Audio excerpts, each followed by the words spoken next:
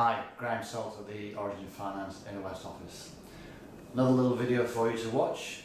Some clients who I recently organised finance for, Mr. and Mrs. King. They had an investment property in Dulwich Hill, which had done extremely well, increasing in value, and were looking to buy a family home for them and their two daughters in the Newcastle area.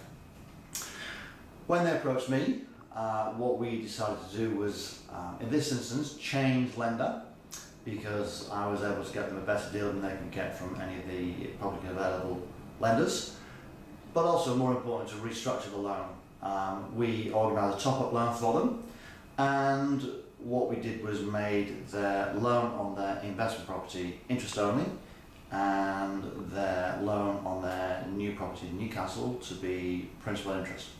Let's chat to Mr. and Mrs. King, or in fact Mrs. King, just to see what her experience was of the process. All right, okay, so today we've got Danielle King, I'm sorry. We've heard that one before, haven't we? Sorry. Danielle King, Danielle and her husband Daniel did a refinance with me. So Danielle, what did we do?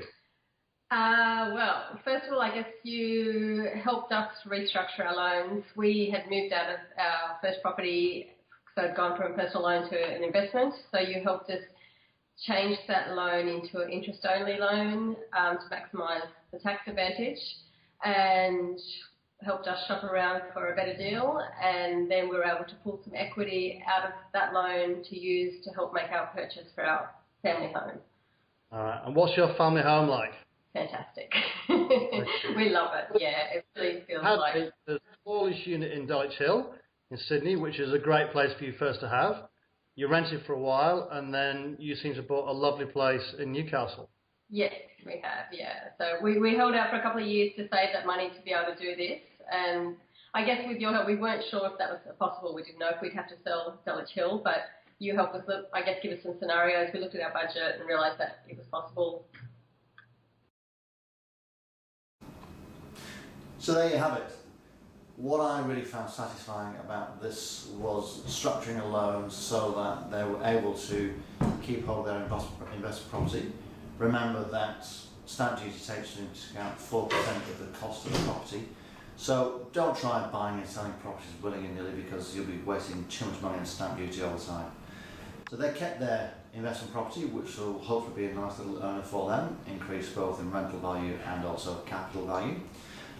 But we also made sure that the loan was interest only on the investment property and principal interest on their new family home. Let's face it, if you are going to have debt, try and make as much debt of that to be your investment debt, and try and focus as much of your salary on reducing your personal debt wherever you can do. And finally, think through, when you chat to your broker, about the sorts of deals they can get for you.